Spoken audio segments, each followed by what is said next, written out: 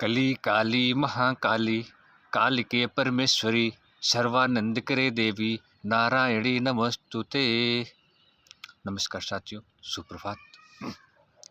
भूमिना पानो वायुः खमनो बुद्धिरेव च अहंकार इतमय में भिन्ना प्रकृतिरष्टदा।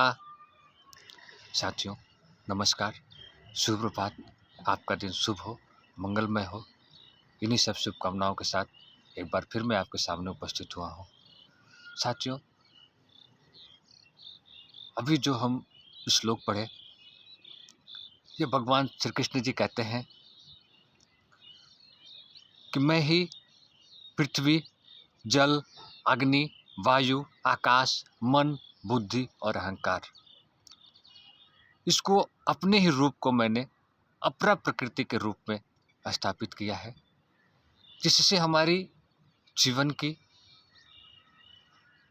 जो जीने के लिए ज़रूरतें होती हैं, जिन्हें हम कभी कभी पंच तत्व भी कहते हैं साथियों,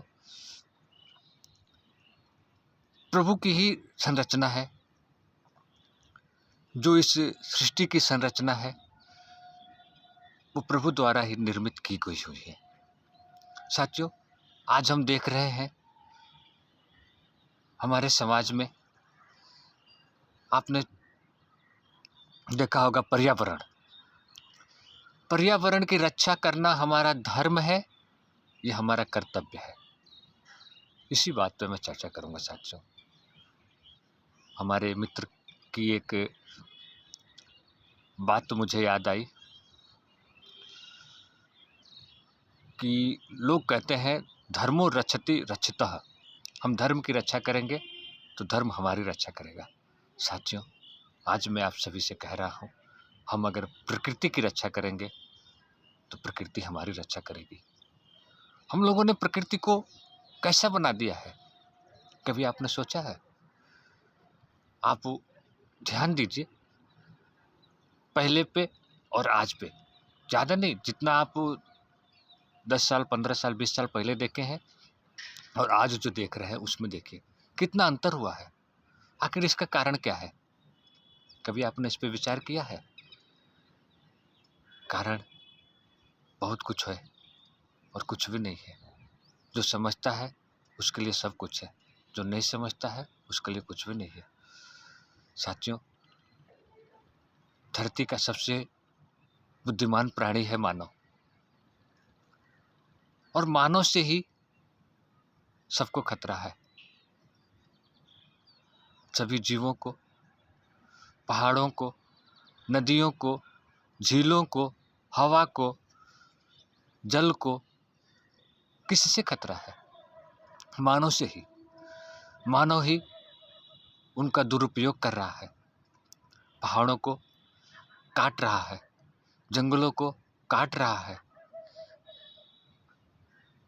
नदियों में प्रदूषित जल प्रवाहित कर रहा है, झीलों को स्वच्छ नहीं रहने दे रहा है, वहाँ पे गंदी नालियों का पानी ले जा करके उसमें प्रवाहित किया जा रहा है।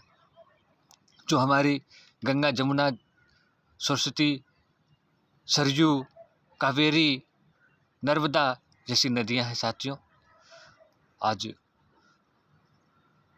किस हालत में है ये किसी से बताने की स्थिति नहीं है। इसका कारण क्या है?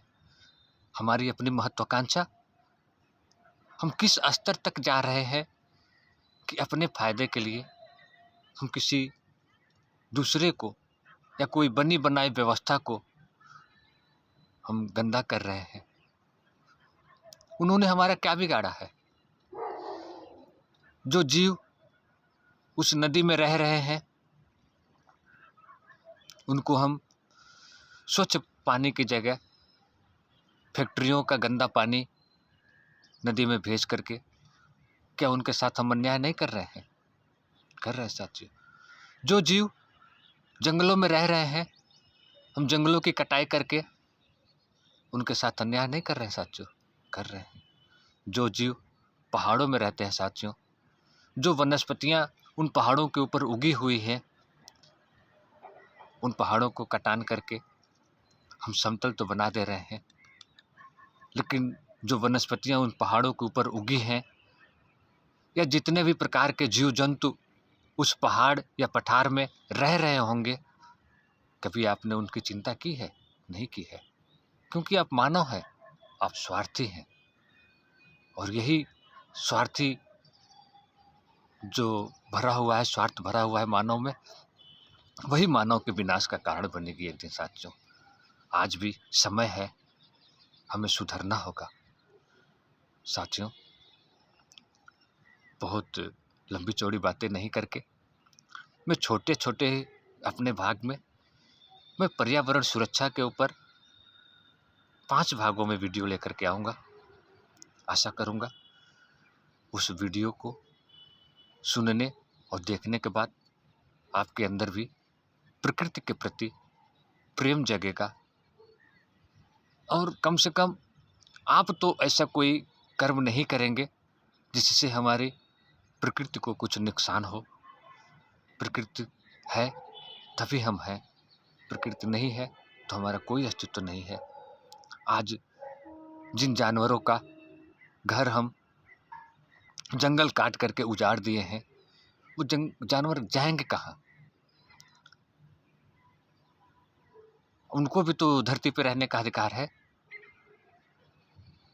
जिन हवा को हम अशुद्ध कर रहे हैं, जब हमें सांस लेने में दिक्कत हो रही है, तो साथियों सांस से ही सारे जीव जंतु का जीवन निर्वहन होता है। वो तो मास्क लगा के नहीं चल सकते, वो तो कोई दवा टैबलेट नहीं खा सकते। उनके विषय में भी थोड़ा ध्यान दीजिए। मैं अपनी वीडियो 5 भागों में लेकर के आऊँगा साथियों। आशा करता हूँ आप लोग को पसंद आएगी और पर्यावरण के प्रति आप लोगों की जागरूकता बढ़ेगी। तब तक के लिए नमस्कार, सुप्रभात, आशीर्वाद बनाए रखिए। जय जय श्री राधे, जय जय श्री कृष्ण।